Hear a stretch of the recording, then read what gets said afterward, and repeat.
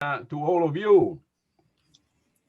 And let me start addressing our thanks to the President Carlo Di Primio, and of course to his collaborators in having confirmed, in spite of the drama, COVID drama, the symposium tradition.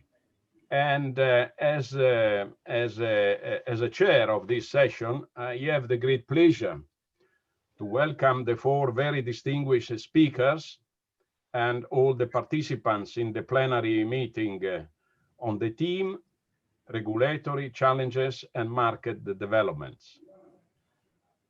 Of course, in the frame of the general symposium theme, that is current and future challenges in the energy security.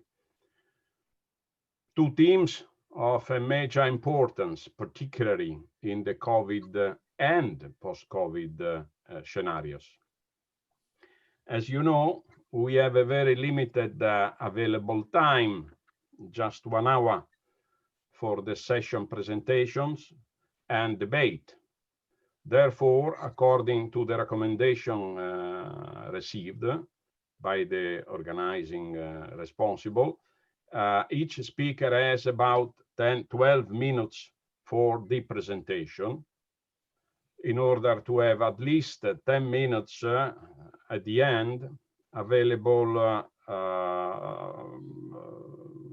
for the debate and for question and answer and final remarks, your final remarks, of course.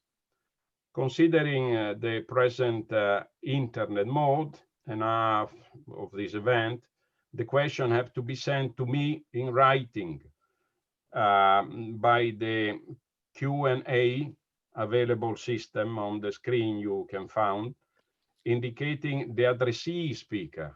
So in this way, we can be more efficient in managing the debate. And now, in order to avoid any waste of time, let me introduce the first speaker, as indicated in the agenda already circulated. Professor Derek Bunn is not new for this kind of event. We met already in the past. And professor of decision science, management science and operations. After a long, brilliant, important career, he is currently chairman of the UK government panel of technical experts for the electricity market. And he also served as an independent member of the industry panel that oversees the wholesale electricity trading. So please, Professor Bunn, unmute. No, you are already unmute, so the floor is yours. The microphone is yours. Thank you so much. Can I just check that you can see my screen? Yeah. Oh. Yeah, I assume my screen is fine, yes? At the moment, we are seeing you. Oh, okay. I need to. So the screen is fine.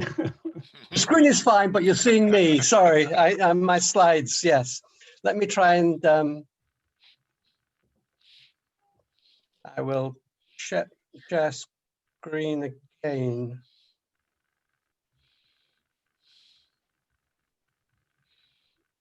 Sorry, I seem to have lost this.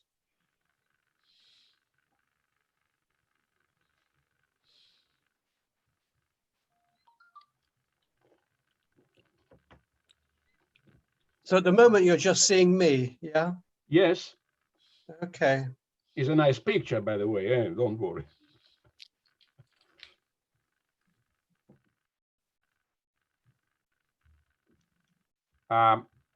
May we have some help by the staff? Yes, I'm sorry.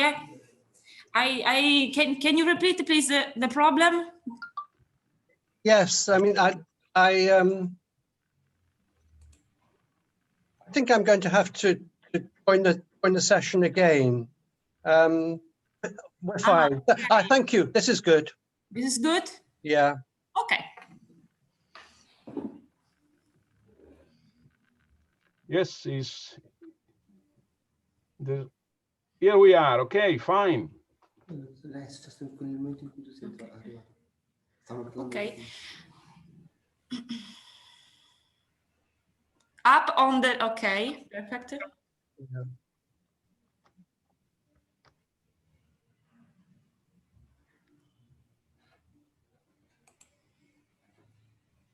Oh, perfect. That's good. Yeah? Yes, fine. Yeah, that's Oh. fine. Good. I'm sorry about that. I was hiding in the background and disappeared. No worry. It's a pleasure to be talking with you, and it's a pleasure to see some of you again.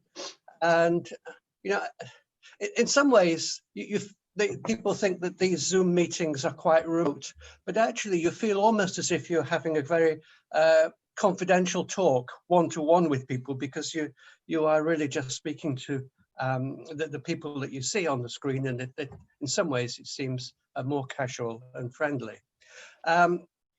And so in that spirit, I want to talk through some issues that I think are relevant. I don't know what the other speakers are going to be saying this morning, so I'm just going to focus on one particular topic, which I don't think will overlap with what the other speakers are going to say. So this is a session on regulation, and sometimes I think it's important to kind of distinguish between regulation and policy. And we're all aware that regulation basically supports policy and provides the kind of the micro application of policy through markets and making the markets work. And to that extent, of course, it's driven by policy, and the issues that it faces are driven by policy. And at the moment, we have so many policies going on.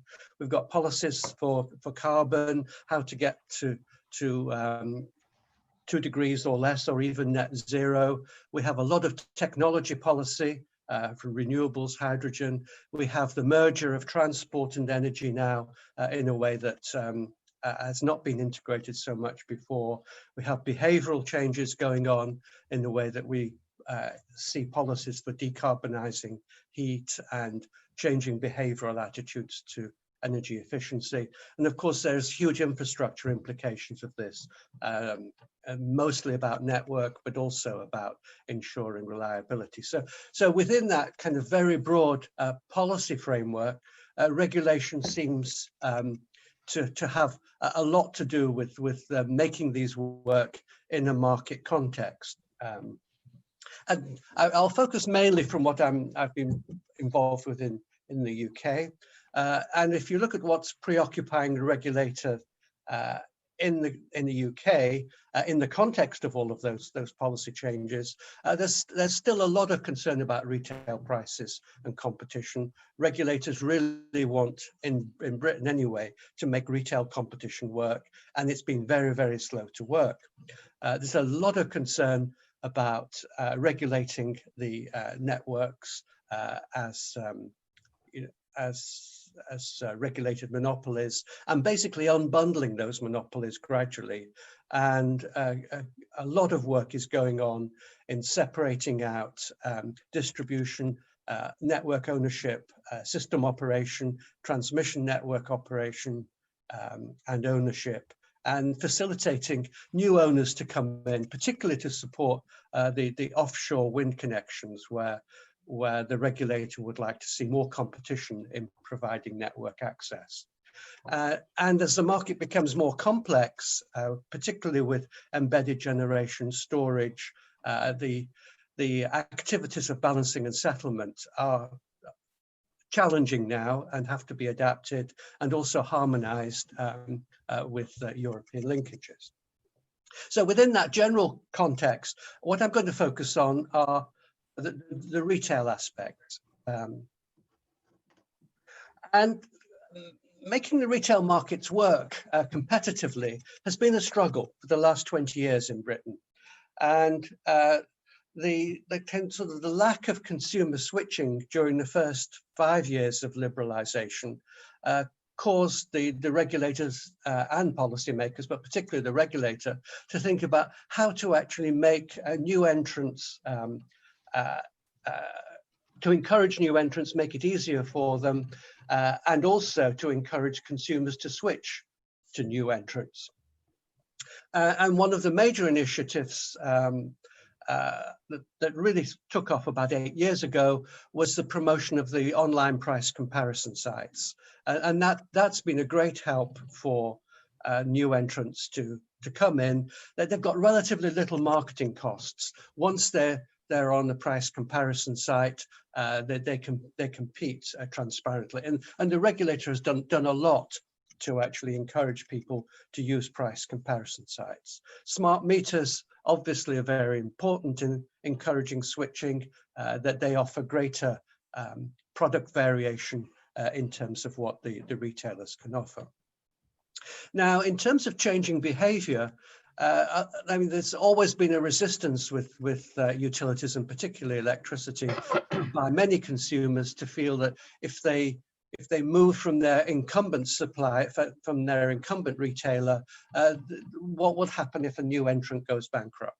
And so there's been a lot of reassurance that there will always be a seamless transition to a retailer of last resort. And that has been made very clear, and that's been something that has reassured consumers. As far as the new entrants, a lot of simplified procedures for retailers to get licensed. Essentially a procedure called a retailer in a box was initiated, which was really just a predefined package of administrative tasks that were done essentially quite simply pro rata for the new entrants. So essentially a lot of work on making the cost of low entry, cost of new entry very low, and also encouraging consumers to switch them. Easy online marketing I've talked about, trading generally outsourced to larger trading, energy trading companies, often the oil companies like Shell and BP, anxious to get into electricity trading, were very happy to do the trading for these new retailers, and of course call centers outsourced. So initially, this was good news, and the progress really took off with this kind of package. From roundabout here onwards, the number of active retailers in Britain increased enormously over a period of about 8 years, from roundabout 15 to over 16, over 60 serving the electricity sector.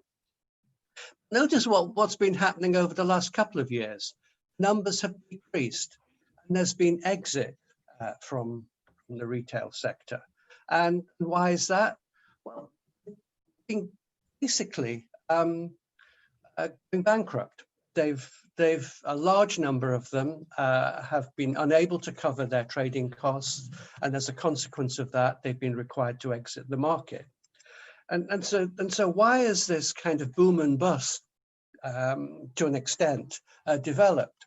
Well, of course, you know, the easier and the riskless it was made by regulation for the new entrants to come in, the more it basically encouraged risky behavior on the part of companies that wanted to enter this, and they realized that they had relatively little to lose and a lot to gain. So there was a lot of upside and no downside to this. But you know, when things go wrong, those companies were ill prepared and they couldn't cover their trading costs. So in terms of coming into the market, they had access to the online price comparison sites. So they priced very aggressively to build up market share very quickly, in the hope that they could then become more profitable later. Didn't happen. Many did not have sophisticated hedging and back office procedures.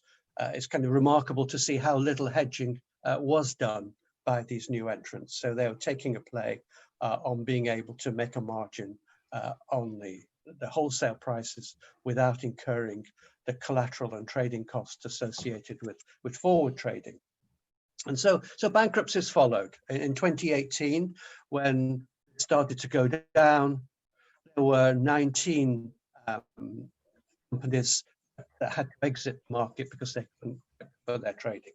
And this trend has continued since then. Now, in order to actually make it relatively easy for companies to continue to do business and for the market to work, trading and levies, the debts for those were socialized across the market. In other words, there was a kind of system whereby business would not be interrupted whilst insolvent retailers went into administration. Their trading and levies were debts that accrued to other parties within the market, and so there was an arrangement that those would be socialized by the whole market. I mean, other debts outside from trading and levies were obviously dealt with in the usual way. So the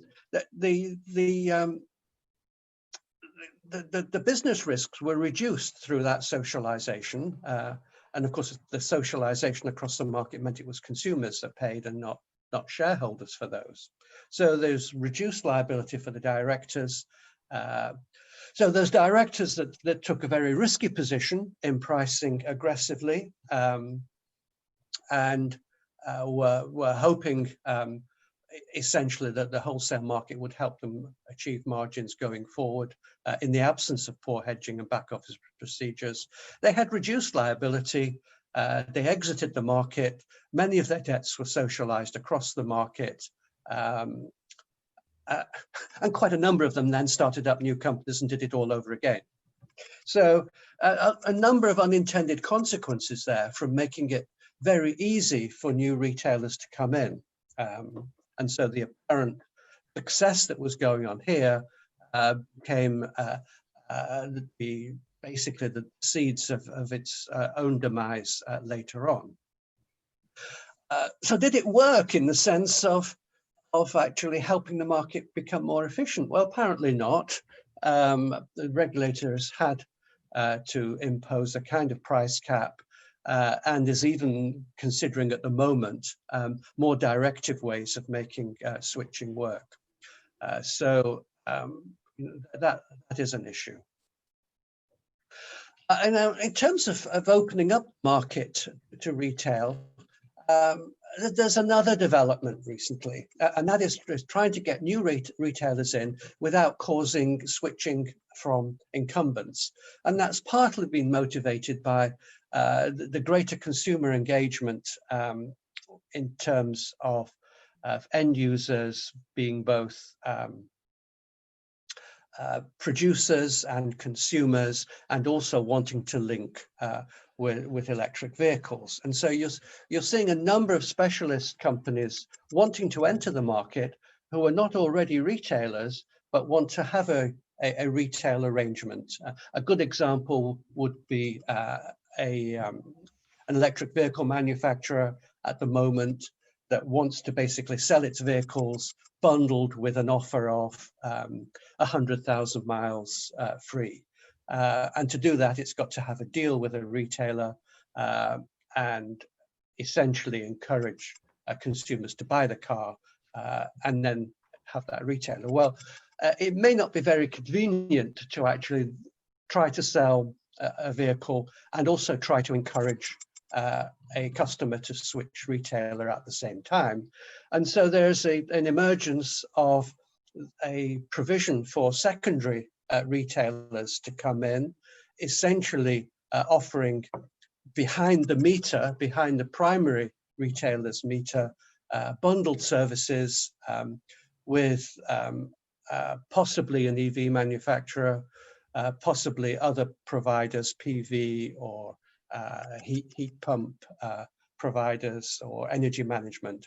So this idea of a secondary retailer is coming in and being promoted through behind the meter metering.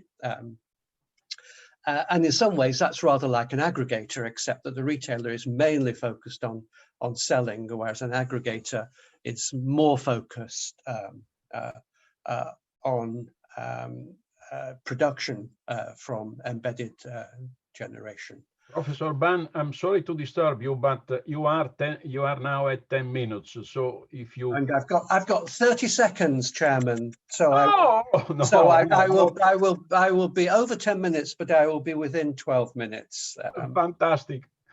So I've got one slide after this. Sorry. No. It's good. Thank you. And I'm sorry I wasted time at the beginning with technology.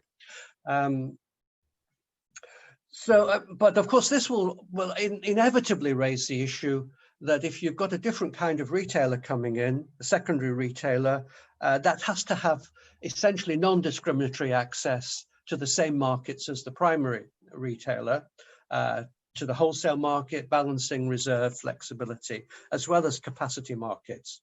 And that's going to cause greater complications. In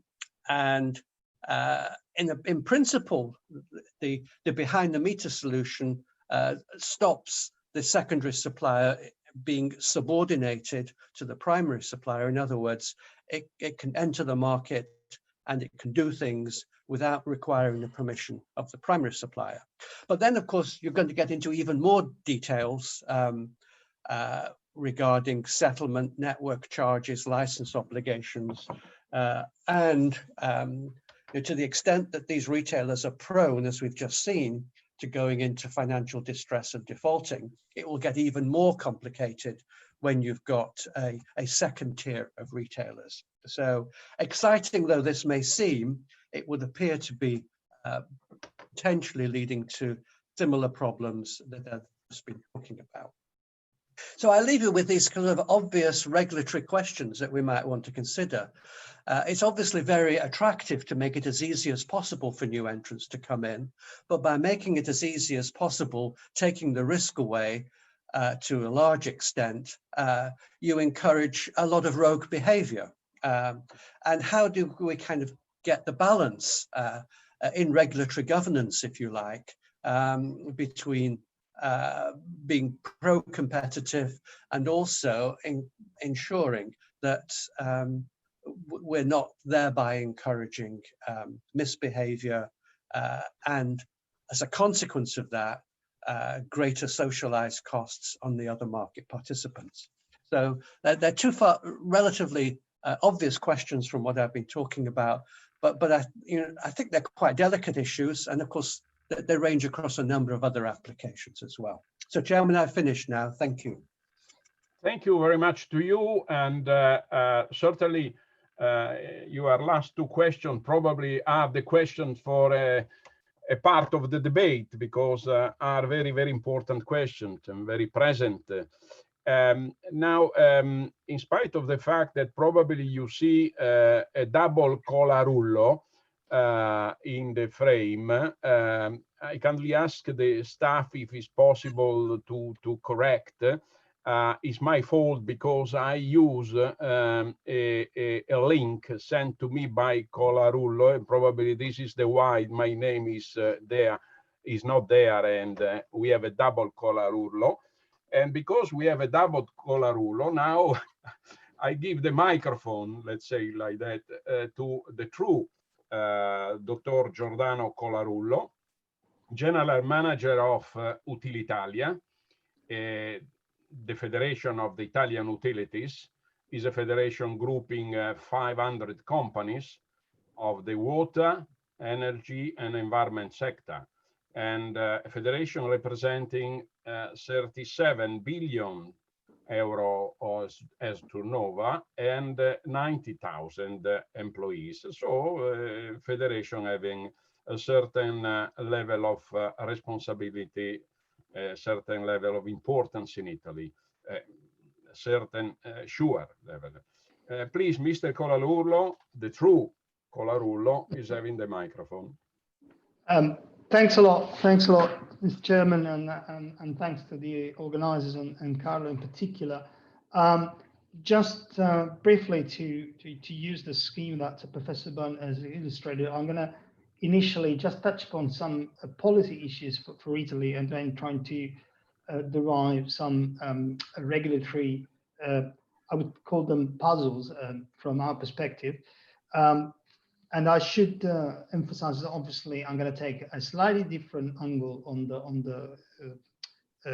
the issue, so not focusing on retail, but more on infrastructure. I hope you can hear me fine, because I generally have problems with my microphone. Is all fine with you? It's all fine. Okay. Yeah, cool. Okay, so and again, the market that I'm going to focus inevitably is going to be Italy. So we do, you know, have ahead of us quite challenging targets for decarbonization, or moving towards you know, an substantial increase in the mix of energy production through renewables, as well as reaching a decrease in renewables. It's just that in you know, we have to increase to 55% in the mix of all total energy generated by 2030 being produced by renewable energy sources. We do have in this country quite a challenge ahead, because in reality, the pace at which we are increasing the renewable capacity is not any near to be sufficient to hit those targets. But then if we go down the sort of distribution of, and the possibility of achieving that, we do see quite, you know, as a plan for the country, an increase in terms of distributed generation. We do have quite a substantial increase in the need for energy efficiency, and indeed trying to make the whole system work in a more optimal way through this digitalization of the systems and the management. And we do sort of look towards you know, increasing the fuel mix with more sustainable gas, for example. Now, these are sort of the drivers that we've seen in the Italian plan for achieving the targets, and drivers that have been sort of in some ways repeated in the current discussions around the resilience and recovery plan that Italy has to put forward to the European Union. The issue, though, is that, as I said in the opening statement, we don't think that's any near the right framework, and for really pursuing this sort of increase in renewable energy, a very differentiated mix of fuels that would put us on the path of low carbon energy generation and consumption. I wouldn't dwell too much on the generation side, because of course I would leave it to colleagues possibly, other than saying that effectively we do have very strict rules in terms of permitting in this country that don't look any near sufficient to the development of the investments that we need to reach those targets that I illustrated initially. But I would like to focus more, like I said, on infrastructure of the distribution infrastructure in particular, because that's really where the companies that belong to have a major role to play. And with regards to infrastructure for distribution in Italy, at least, we do see a number of issues that I don't think have been addressed by the economic regulator or have been thought through by the policymaker enough. First of all, I would go with transition towards a more electric consumption, so electricity from renewables being more widespread in the usage, electrification of transport. That would put a huge amount of pressure on the networks. And to date, I think companies have been putting forward quite substantial business plans. We're talking about multi-billion investments per annum for the next 3 or 4 years. But we do see sort of a timid reaction from the economic regulator in terms of, you know, so always a concern about distributional sort of implications of that, so the impact on tariffs and so on and so forth. But we do see that to be quite, you know, limitations, because either we start investing heavily now, or that infrastructure won't carry the, you know, new consumption patterns that we will see in a few years' time. And you know, the last 2 summers that have been already sort of a pre-warning to all of us, where a number of you know, the interconnection between medium to low voltage have been kind of quite a stress due to consumption, and some are peaking with, for example, the air conditioning. So if you add that to the all electricity consumption from vehicles and so on, unless it's well integrated and the vehicles can give back to the grid, we see the need for a massive plan of investments, and the regulator has to be sort of unlock this with in a way more of a sort of incentivizing or either managing the way that could be reflected upon in tariffs, not to have a massive sort of impact on customers. So we're quite willing to sort of see how more creatively we could be tackling this need for massive investments in the next few years. The second puzzle, I think, is to do with how innovation can be catered for by the economic regulator. There's been some sort of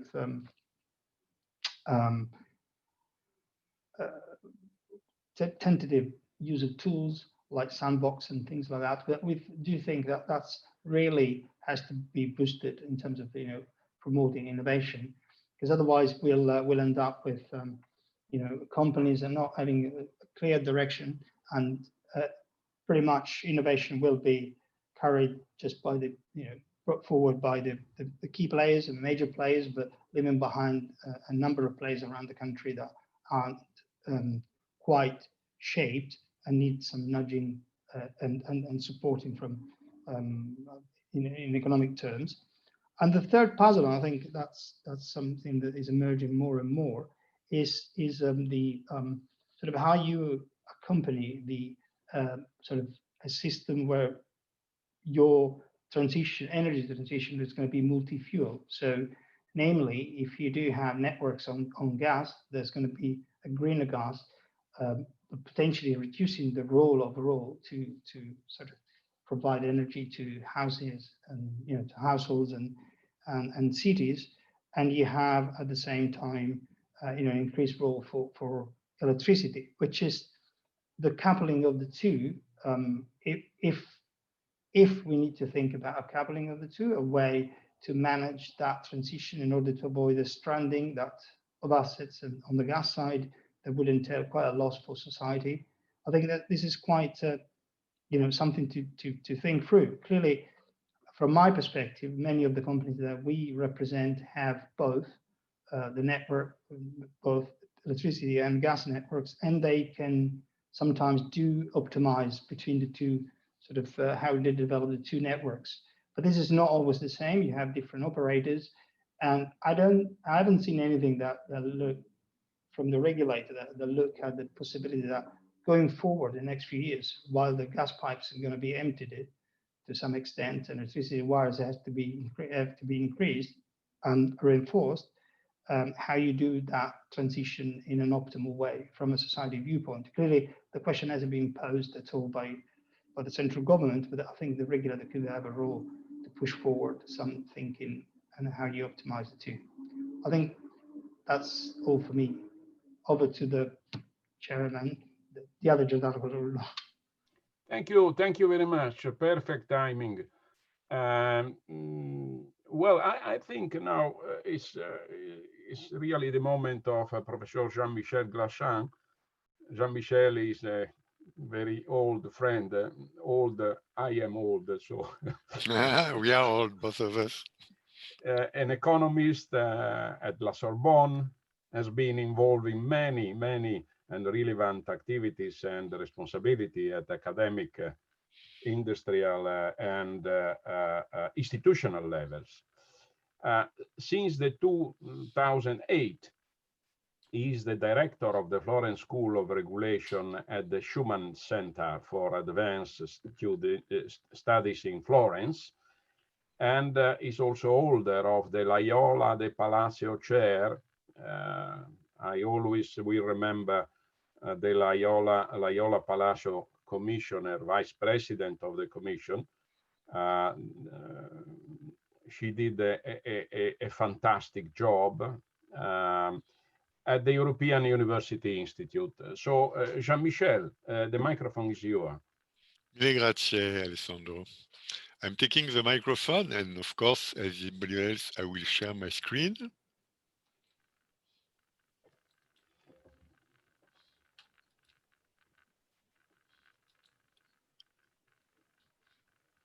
It's okay. Yes. Mm.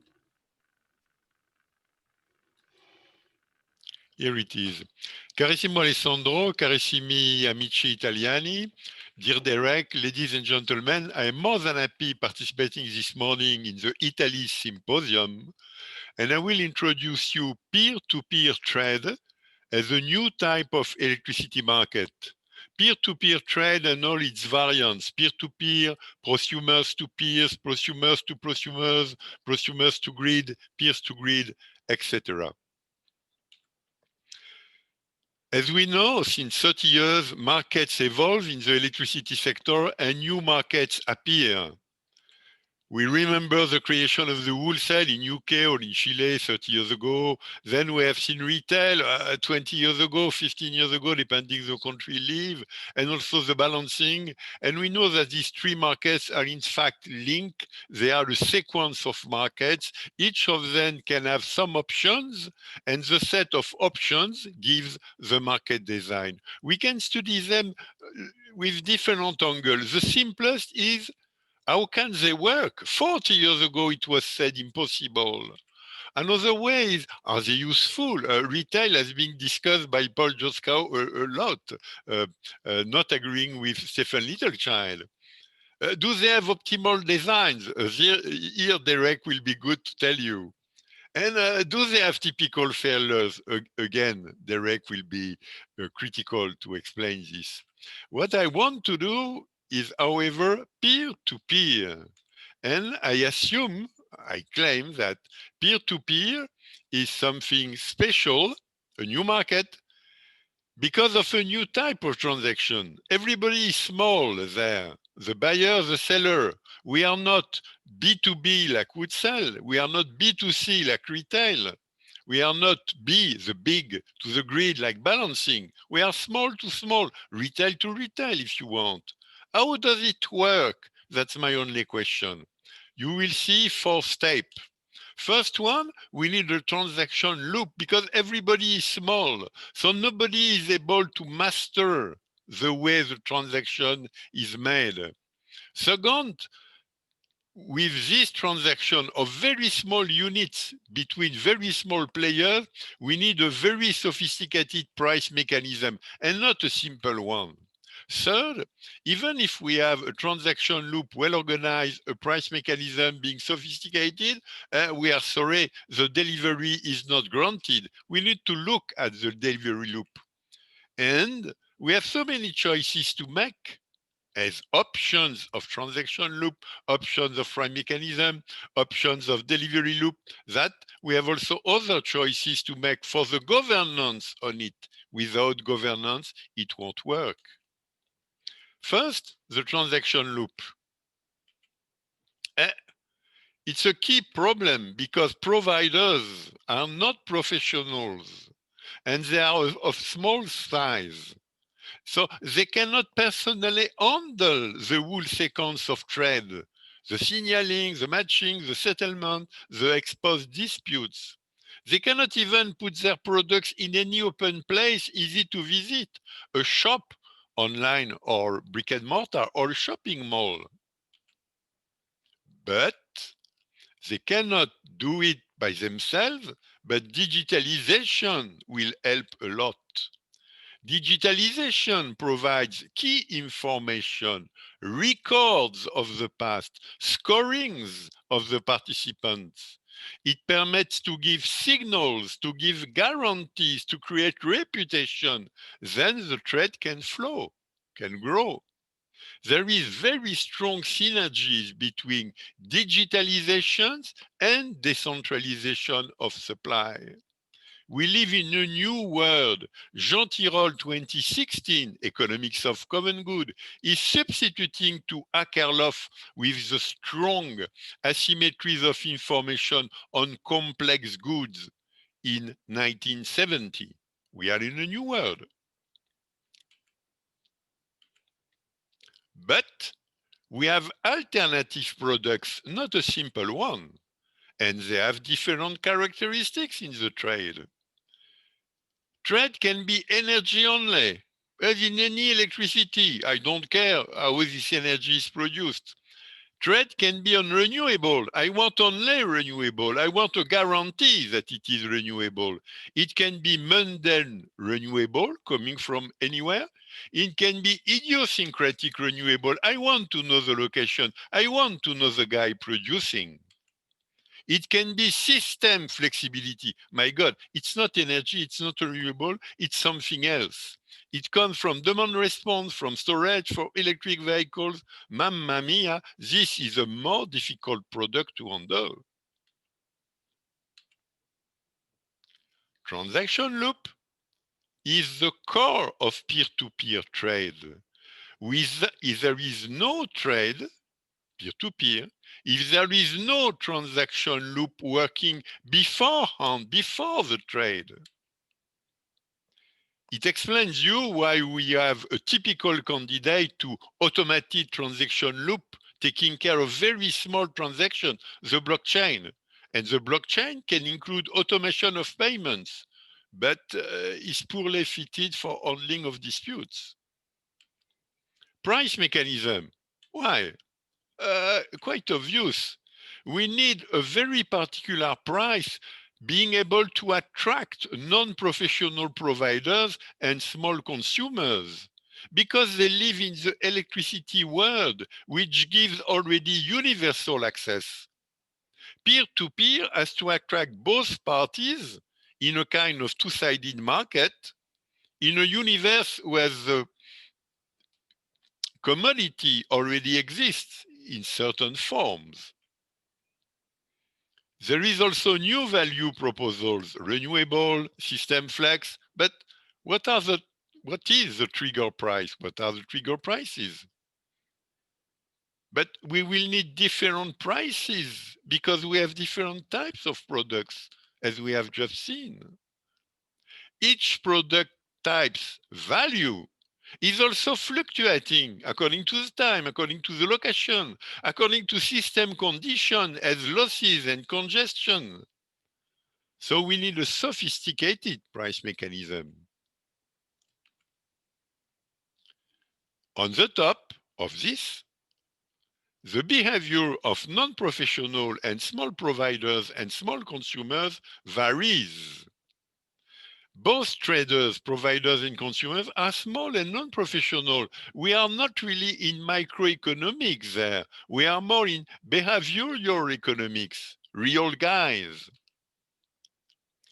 The management of the sum of distributed energy resources, storage, electric vehicles, demand response, induces several thresholds on the behavior on both sides, providers and consumers. That's why we need sophisticated algorithms to get prices, being able to optimize such a particular trade.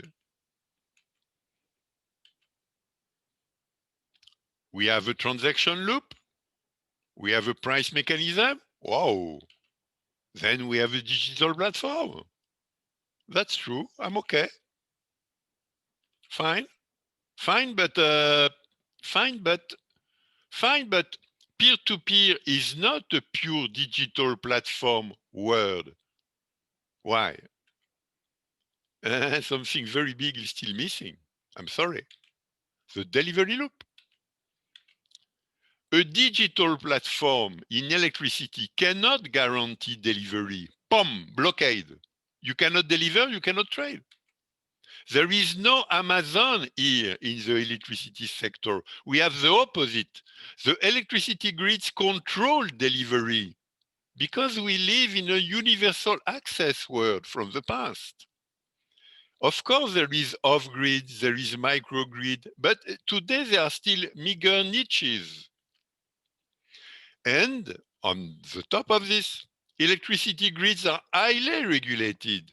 Connection to the grids, operation of the grid, usages of the grid, tariffs of the grid, everything is regulated. And you may know, or you know, or I will tell you, that the iconic Brooklyn microgrid never built its private grid. He used the existing grid in cooperation with the existing distribution company, Edison. So regulation is key for the growth of these markets. Coordination of the three, transaction loop, pricing mechanism, delivery loop is core and key. Sandboxing, you know I'm French. Huh? Sandboxing is interesting, but it never coordinates the real life of these three pillars. While only the real life coordination of these three pillars can tell us what are the options, what are the set of options being workable, scalable, business viable. The disruption, transaction loop pricing mechanism, needs the incubant, the delivery loop. No simple agreement can deliver this. That's why we have governance issues. It's very demanding to coordinate three pillars, the transaction loop, the pricing mechanism, the delivery loop. As it is very demanding, we need a special governance. Alas, we have many candidates. One is well known, it is a platform. The platform is operating transaction loop and price mechanisms. It has a grid agreement. It works. It is intermediated prosumers to peers. E-peer to P, I'm joking. But it can be very different. It can be a community of peers. They act collectively. Then they can internalize the transaction loop and the price mechanism. They only need a grid agreement or their own mini grid, and they have collective peer-to-peers. It's not the end. There is three other possibilities. External providers of collective action management are able to transform energy communities into franchises. I do not know the English would say. We got franchise collective peer-to-peer. That's exactly what Derek Byrne was calling behind the meter working. Behind the meter comes here, but he can go a step ahead. Ag retailers, also used by Derek. Ag retailers are managing peer-to-peer relations and peer-to-grid relations in a whole energy service contract, like in UK, Tesla Octopus, in California, Home Connect. What is there? It's a business internalizing peer-to-peer. It's B2P2P. And 5, this we all know, the grid monopsony can manage its own procurement for peers with a subcontracting digital platform. It is peer-to-grid, one eye, one arm only, peer. We end up with two families of government structures because we have two families of transaction. We have a simpler digital and delivery transaction when the products are energy or renewables, mundane or idiosyncratic. We need digital skills for transaction loop and price mechanism and benevolence of the grids for the small renewable. But we have another family of governance structure with deeper digital and delivery transaction. Products are added to the previous ones. The management of consumption, the management of storage. The delivery of system flexibility. We need higher digital skills, higher delivery skills, because we need an intimate coordination with the grid system operation. It's a work in progress. Other conclusions will be given next year. Thanks to Anna Gorbacheva, University College London, Nicolo Rossetto from School of Regulation for discussion. You can go deeper in the topic with papers of mine. I'm indicating 3 on the screen. Thank you for your attention. You can follow me on Twitter at JMGlachant. Follow me, because to overtake it will be difficult. I have already 76,000 tweets. Stay safe, enjoy life. End of it. Thank you, Jean-Michel. 76,001. Here we are. And now the microphone to Dr. Agostino Rebaudengo, an economist, industrialist, manager of remarkable experience. His company, Asia Ambiente Italia, operates internationally in the production of renewable energy, in the research of new technologies for the environment, and in the field of energy efficiency and microgeneration. Since July of this year, he is the president of Elettricità Futura, the main association of the Italian electric sector. But not just energy in his commitments, he is also a long-time supporter of culture. For 11 years, he was the chairman of Turin Theatre Foundation. And since the 2014, he is a founder and board member of Venice Gardens Foundation. So environment connection at large sense. So please, the microphone is yours, President Rebaudengo. Thank you very much, Alessandro Ortiz. You gave me a very nice presentation. I ran through my few slides. First of all, Elettricità Futura that you already introduced, but it's important now that Elettricità Futura represents 70% of electricity market in Italy. So the production and the market share of the company, so and the sale of electricity in Italy. Of course, we have from Enel, Edison, A2A, so many big utilities and small companies. In the next slide, we look at what should be the Green Deal key data. So we imagine that if really we will reach the target, and this is my presentation focus on Italian next 10 years, means that we can create 90,000 new jobs and is around 100 billion new investment, 50% in new generation, mainly renewable, but also for 20% we imagine for storage and 30% for new grid and infrastructure. So this is more or less what we imagine in investment. To reach the goal, we as Elettricità Futura think that 70% of the electricity in 2030 must be renewable. So exactly the contrary of today's situation, in which we have around 1/3 of renewable electricity against the total electricity consumed in our country.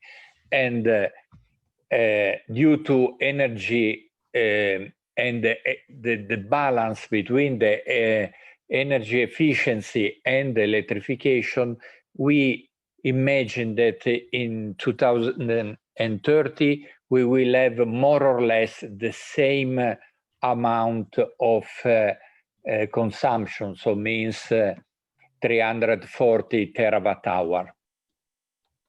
This means that if we want to reach these results, we have to immediately update our Italian government energy plan.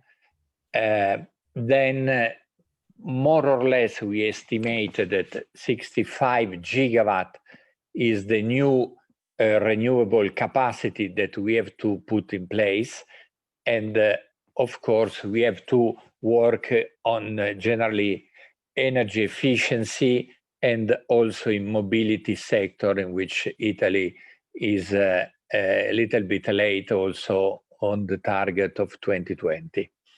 In the next slide, we see what we are doing now. So in the last 2 years, we only developed 1 gigawatt for each year of new renewable capacity. So if we don't change speed, we will reach the target by 2085 instead of 2030. So really something must change. And in the next slide, we put the most important things. So one already mentioned, so the updated national plan. Second, we have really to set, so doing a kind of burden sharing, let's say in consistent with the target that we have to reach.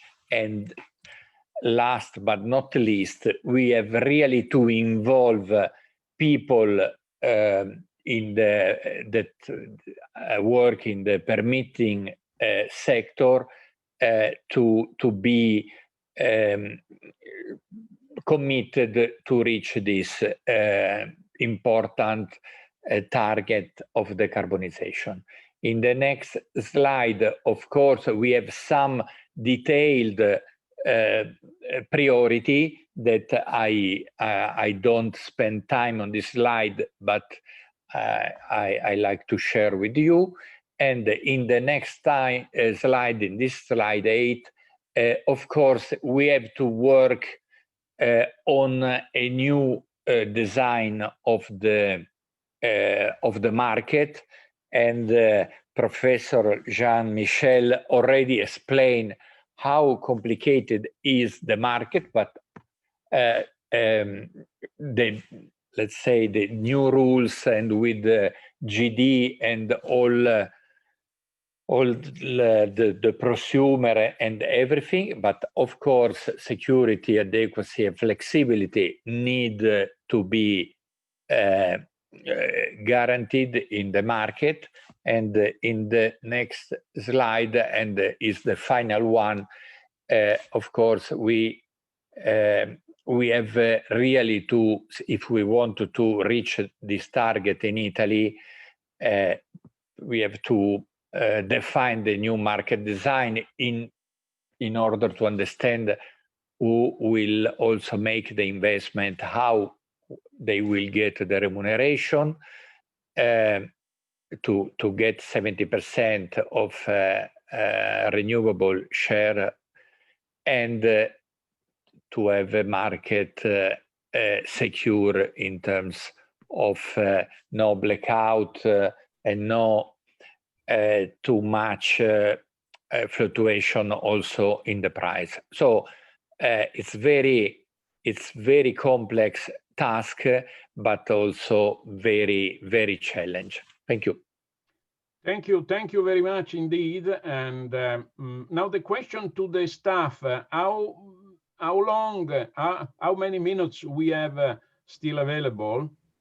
If you want, you can along a lot of 10 minutes. Okay. Okay. So providing I don't see question and answer because probably we are not having a large audience. I have personally a couple of questions. The first one probably for Professor Bunn, but of course anybody can say something about.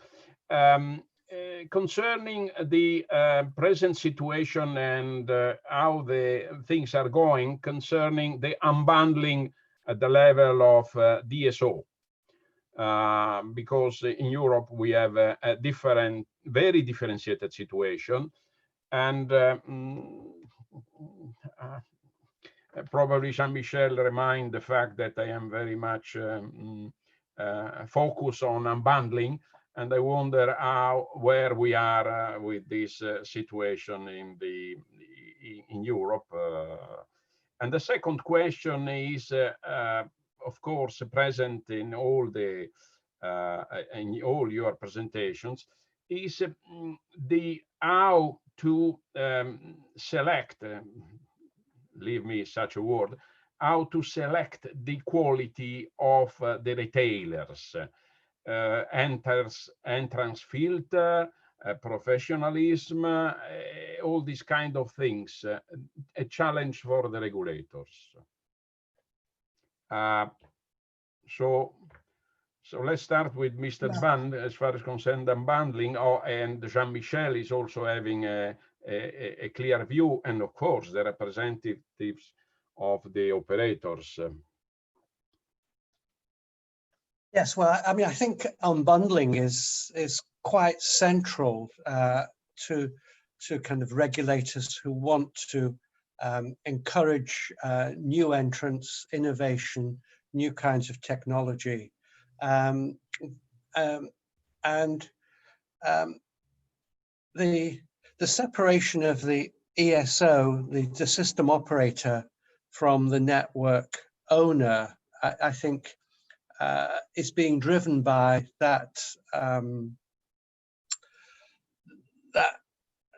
theme, really, to get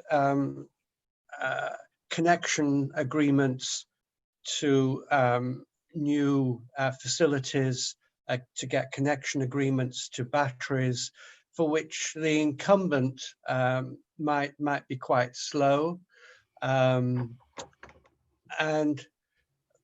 also to ensure that if those investments are made, particularly with respect to storage, that they are made by people that would not be compromised by the grid ownership. So the system operator separation from both the transmission and the distribution networks, I think is driven by this feeling that only by having them separated can they become impartial with respect to the way in which. So may I understand that you are in favor of ownership unbundling? Yes, yeah, I think so. I think so. Jean-Michel, the microphone. No, the mic. Okay. Microphone, yeah. I think we are at a new crossroad regarding unbundling. Upstream, we have the question of what to do with demand response. Demand response is an alternative to building grids. So could we expect TSOs owning the grids and managing the system to have a good management of demand response? Not sure. Second, offshore wind. UK is going to massive offshore wind. EU is going to massive offshore wind. If all of us, we do what we say, we go for 150 gigawatts of offshore wind, what kind of grid into the sea? Whom takes the decision? Whom chooses the technology, the price, etc.? Is it better an ISO? Is it better to have hybrid generators into the sea, building themselves, and after that selling the grid to an operator? And the same for distribution. Do we manage demand response or do we build grids? Do we welcome new operators, like I was saying, Tesla and Octopus? Or do we prefer to have the security of the grid taking itself on the decisions? So, and then last point, behind the meter, the fleets of electric vehicles. We go for 30 million of electric vehicles. The fleets of zero net consumptions buildings. How these fleets will combine with the existing rules or regulation of distribution grids? I think we have many question marks and not much answers. And If I can- let me put the finger in a very specific Italian issue, asking some comment by the President Rere Baudengo and by Colarulo. What about the ownership and bundling of distribution in Italy? Of course, is very difficult answer, but I would say that what Jean-Michel explained to us and what we are studying now in next market design, of course, I think that the new technology, the distributed generation and the prosumer is going to change so much the rules that, and also what we saw in UK, and we are having the same effect in Italy. So when the market opens, so the new company get in, then they go in bankruptcy, the cost must be shared among the market. And I don't know if his company or he is a consumer, but finally, no company needed to stay on the market. And so the cost, it depends of the rules, but anyway, must be finally paid by the consumer, otherwise more company will be in bankruptcy. So I think that the result is, and the regulatory must look also the total cost of the system. So in a way, of course, we are for the market, but in this kind of market, security is also terribly important for the system of Italy and Europe, and so the right balance, I think, is always a day-by-day adjustment. Colarulo? Well, I think I'm going to sort of align with Chairman Rebaudengo, in particular with this conclusion in respect to what's the best sort of solution to minimize the cost of rural society. I don't think is a straight answer in terms of the unbundling process. We moved towards building all sorts of separation between the network operator and the retail bit, which we put a huge effort. I'm not sure that has really helped the market to develop in any shape or form. Talking about retail market, of course, for reasons that are other than the role of the distributor and more to do with the individuals' attitudes and switching. The problems that Professor Bunn explained to us at the very beginning of this session, we have them exactly the same. A very adversity to switching and so on. I think that the role of distributors in the retail market is the real stumbling block. Having said that, obviously we can't deny the numbers of the market as is distributed in Italy. So some players have a really large role and can influence the attitudes of individuals, I think, by the very strength of their dimension. So, but I don't think unbundling is necessarily the answer. I think I would say that it might be, at least it's more of a demand side issue than the supply, how the supply is structured. If we really want to make the retail bit work, but I know I'm a bit lucid. May we conclude with a suggestion to the regulator, to the regulators, by you, if possible, concerning how to manage the need to qualify the retailers, how to manage the entrance filter at quality level, reliability, and so on, as far as concerned the retailers. Probably Professor Ban, and then anyone. I think that is such a good question, and the answers are difficult, really, because you know, the regulators want to encourage innovation, so they really don't necessarily want to have a stereotypical company. On the other hand, there has to be due diligence. I mean, I think one of the obvious things is if the proposed directors of a new entrant have previously directed a company which has gone bankrupt, then it has to be looked at very carefully. I'm not sure that bankruptcy of a company should necessarily prohibit, but I think it should raise the questions that need to be asked.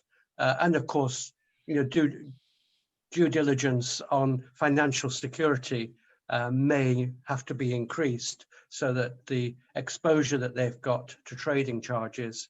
I think probably a better business plan with respect to how the company is going to manage risks. I don't think they are interrogated at all on their hedging and their risk management procedures.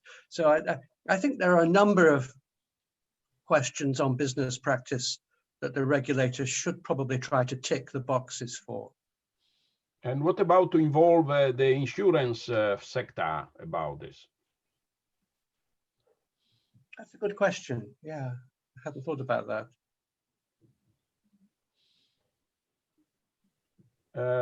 Additional comments? Because we are really at the end now. UK is really the leader in this area. So the French, or even the Italian, if you permit, Alessandro, we cannot add to UK experience. We can discuss it, but we cannot add. And you? No, if I have to say, I agree that some kind of control must be also on the dealer, on the seller of electricity, because we have to keep the system secure. So in a way, we can think a little bit like the bank system, no? That is very important for the savings of people.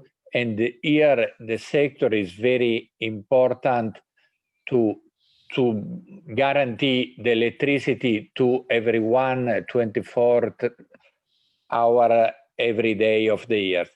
So sometimes it's very easy to understand that the company will be broken, because if they make an offer in a bid of less 10% of the price of energy, that 2/3 are fixed cost, and then we know the generation. So they really just bid on the future prices. So this, I think, is not really an industrial activity, but is more financial speculation. So we have to probably to check that companies in our sector cannot be too speculative, but more industrial. So this, I think, is the idea. May we say that? I'm sorry. Please. I think that's a very good point. If I can just come back for a second, I think if these companies were going to banks and lenders asking for funds for their business model, they would be asked a lot of questions on their viability, their qualifications, their business plans. The regulator doesn't ask the same questions, but in a way, the regulator is carrying a similar role because they have a liability to the other participants in the market. So that is a very good analogy, I think. So may we say that providing the regulator, in my opinion, is the one that have to be ex ante acting in order to prevent anything called damage, could create damage to the consumers, to the customers, because the regulator is also asked to protect the consumer finally. May we say that this is a very crucial aspect to be discussed and deepen more. And my suggestion is to give an idea. I mean, the idea is not new. Asking Jean-Michel to organize a seminar, an exchange of views, and some research in this connection for the regulators, because certainly they have to deal with some ex ante preventing what unfortunately in sometime we see. My pleasure. Okay. If all people in the panel are interested, my pleasure to organize it. And as you know, it will be online at least till next June. So easy to organize, and the quality of the debate is suggesting that it will deliver something. And don't be afraid to ask some adequate fees. This is something else. Well, I thank you very much, all of you. Thank you. I think we enjoy this discussion, and we thank also, of course, the organizers and the Premio and all the people that were supporting us during our conversation. And if we don't receive any additional input from the staff, we could consider now to leave the meeting. Okay. The question to the staff is okay for you? Yes, it's okay for us. Don't worry. Okay, thank you very much, and of course, have a happy Christmas, and let's have a 2021 quite different from the one that we are living. We can dream. Terrible. Ciao a tutti. Mille grazie a tutti. Grazie, Bye. arrivederci. Bye. Arrivederci. Arrivederci. Bye. Bye-bye.